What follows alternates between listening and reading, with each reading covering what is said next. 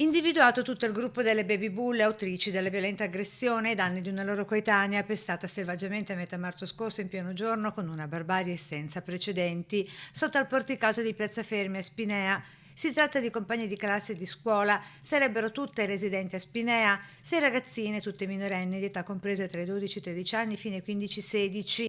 Il pestaggio come spedizione punitiva ideata dalla bulla con piumino rosa secondo cui la vittima avrebbe dovuto ricevere una lezione per non aver speso parole di lode nei suoi confronti con altri amici e compagni di scuola. Infatti nel video la sua voce si sente chiaramente. Mi hai sparlato, le dice più volte mentre la prende ripetutamente a schiaffi. Mi hai sparlato? Non mi sparlato. Mi hai sparlato? Mi hai sparlato? Mi hai sparlato? Allora perché dicono di sì? Tu mi conosci?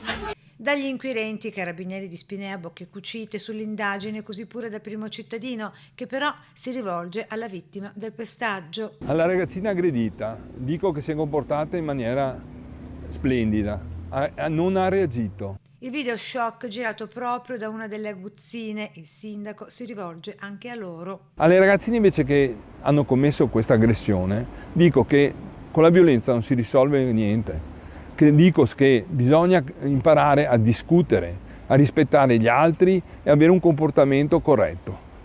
Ci sono delle regole, la discussione può esserci, ma deve essere sempre nei limiti della correttezza e senza mai usare la violenza nei confronti di nessuno. Sindaco che si dice propenso ad accogliere le baby bull e la giovane vittima con le rispettive famiglie e municipio per un confronto, se possibile, di riappacificazione. A tutte queste anche ragazzine, anche quelle che hanno commesso il fatto, per diventare migliori, per migliorare, perché questo è il nostro obiettivo. Da istituzione e da adulti dobbiamo insegnare